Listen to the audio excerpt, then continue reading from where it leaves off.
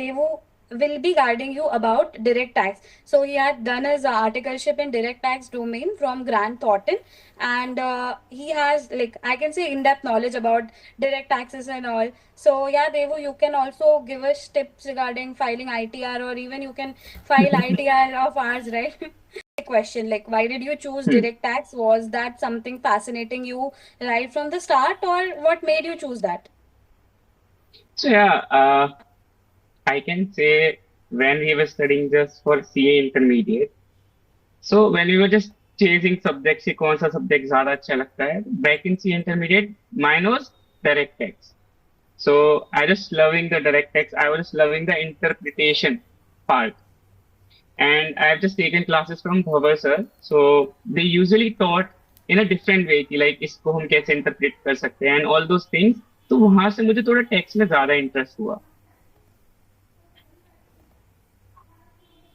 Okay. Hello, am I audible Srishti? Yeah, you are audible. You are absolutely audible. Yeah. The another thing, like, how did you apply it to Grant Thornton? Like, many of the students have this question, like, how did you apply it to Big Fours or Big Six? And how did you prepare for the interview of direct tax, and what kind of questions are generally asked there? Okay. So, I just, back in, I think after clearing my CA intermediate exams, I was just scrolling my phone. So, one vacancy posted by my manager on LinkedIn. So, they just mentioned the HR email ID. So, I know कि अगर मैं उस HR को email करूंगा या फिर cold email करूंगा, तो देखो फर्स्ट थिंग तो अगर हम कोई भी किसी चीज को रीच आउट कर रहे थे then we what we do is हम कोल्ड ईमेल करते हैं. बट अब मेरे को पता है कि on that post also there were more than 100 reactions. So HR might miss my mail.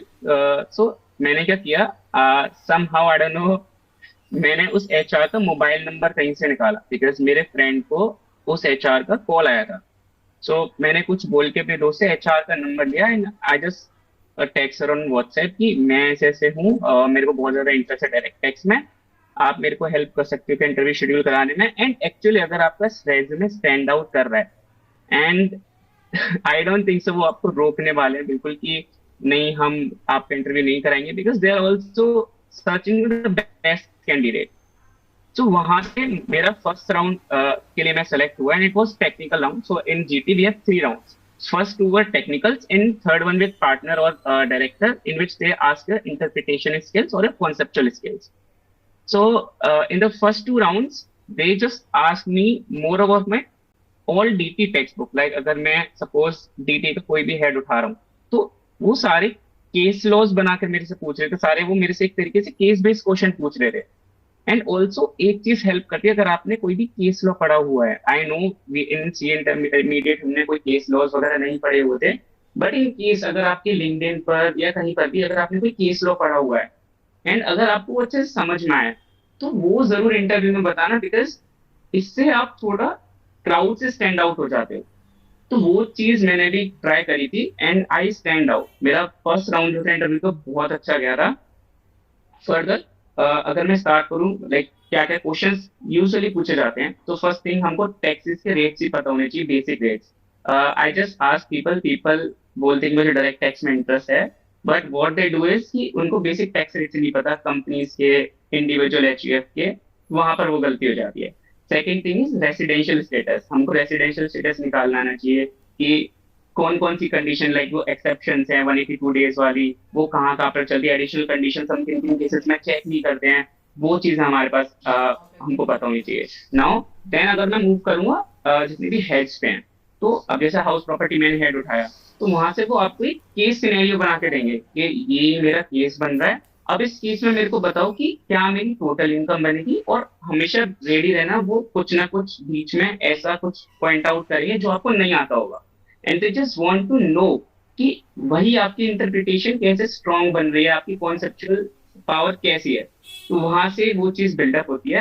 And जैसे मैंने हाउस प्रॉपर्टी का बताया, तो be ready with questions like deductions 30% कब लेनी होती है, जो हम 30,000 की डिडक्शन लेते हैं, 2 लाख वाली डिडक्शन लेते हैं, कब लेनी होती है, कब नहीं लेनी होती है. इन पीजीबीपी, लाइक पीजीबीपी में प्रिज्म टेप तो पढ़ के ही जाना, लाइक प्रिज्म टेप तो ऑलमोस्ट सारे ही इंटरव्यू से पूछा जाता है, that is must. And in capital gains में जैसे 23rd हमारी मेष हमारे पास रेट चेंज हुए थे तो बिफोर, अब देखो अब वो क्वेश्चन ऐसा बनाएंगे कि अगर आपने कोई भी शेयर सेल किए हैं 23rd उसे जब बजट हमारे रेट चेंज हुए हैं, तब रेट्स अलग लगेंगे, उसके बाद से रेट्स अलग लगेंगे, तो वहां से थोड़ा आपकी अंडरस्टैंडिंग पता चलती है कि या दैट कैंडिडेट ने क्वेश्चन अच्छे से सुना है, दीज थिंग्स। ऑल्सो एक चीज हमेशा याद रखना है कि जो भी बजट के अमेंडमेंट्स हैं, लाइक जैसे कि अभी हमारा तो इनकम टैक्स बिल आया है, तो क्या क्या चेंजेस, मेजर चेंजेस हुए हैं वो हमको पता होने चाहिए। बजट में चेंजेस हैं तो टीडीएस में मेजरली जो चेंजेस रहते हैं, टीडीएस के रेट्स चेंज होते रहते हैं, टीडीएस सेक्शंस नेम आते हैं, उनको उनको बहुत अच्छे से पढ़ना चाहिए। Okay, Devu, like quite a lot you have covered key interview में how do Yeah. you have to prepare and how okay. Now, can you give us a practical example like how does working in direct tax actually feels like and what work do you do there? सो जब भी हम direct tax का नाम सुनते हैं तो this actually comprises of three things. First is compliance, second is advisory, and third is litigation.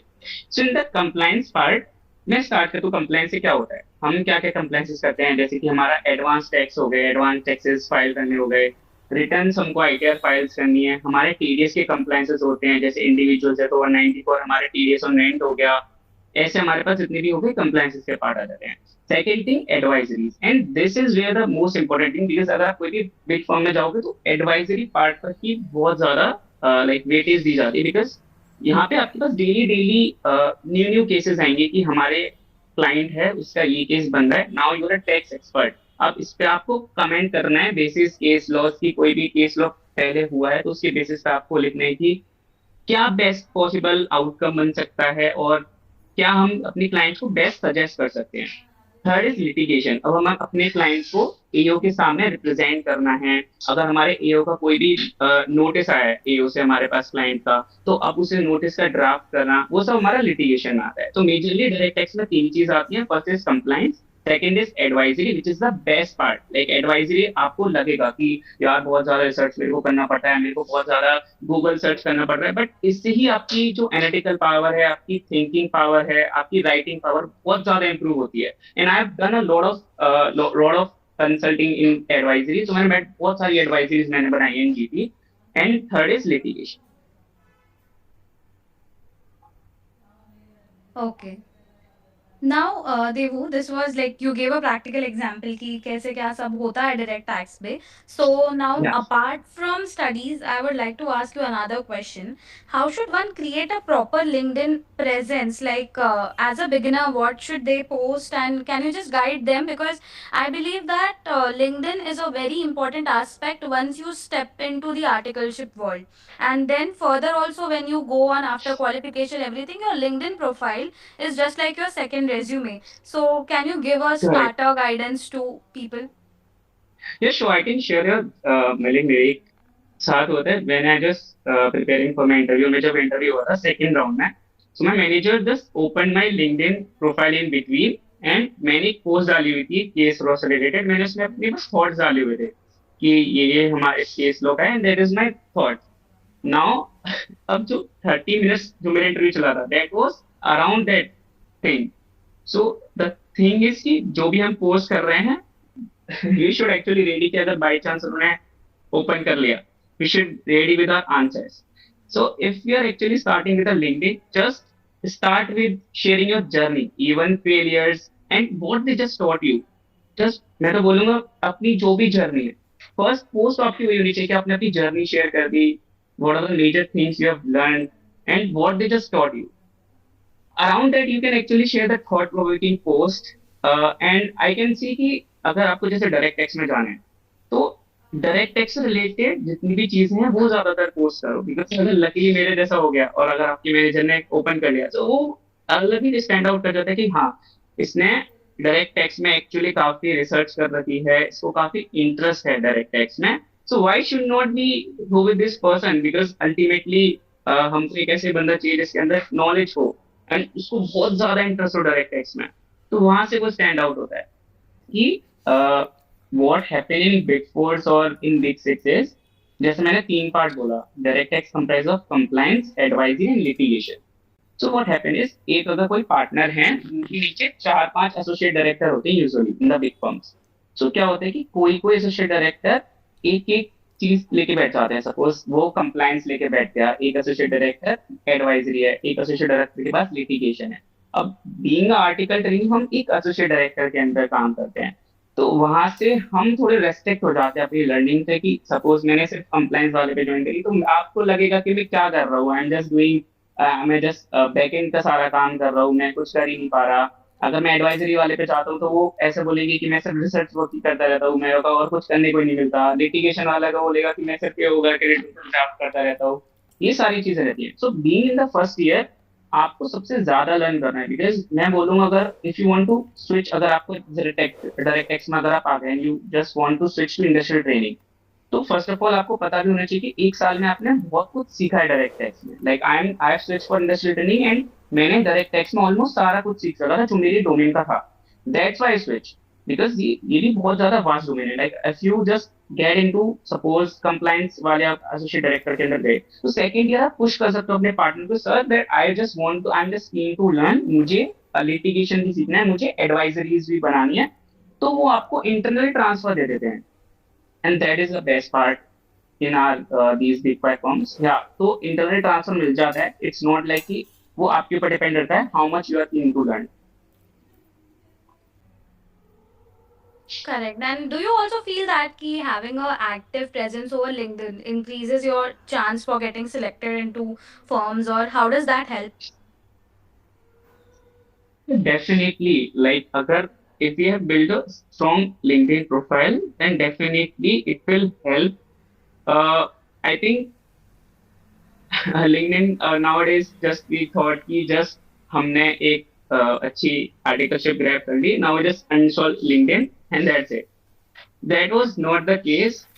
So LinkedIn पे मतलब बहुत ज्यादा जरूरी है, बिकॉज अपार्ट फ्रॉम लाइक जैसे हमने सीएजीबी का पोर्टल भी बना दिया for CA articleship and all things, but अगर हम उस पर पोस्ट करते रहेंगे, एंगेजली कंसिस्टेंटली पोस्ट करते रहेंगे, तो इससे हमारा एक तरह से पर्सनल ब्रांड भी बन जाता है, and that will definitely stands out. Yeah, so basically, if a candidate is there who has a nice LinkedIn profile and everything, he has mentioned about himself, and apart from that, there is a person like जिसका थोड़ा blank लग रहा है, so like interview or hiring managers can go and preferring the candidate who has a good LinkedIn presence, or like because LinkedIn is apparently our second resume nowadays. So correct, guys, correct. this is a cheat code for you guys. Ki if you have do not have a LinkedIn account, please go create the one today itself. Post your thoughts, post whatever you feel is relevant, but it should be relevant in on your LinkedIn. So yeah, you can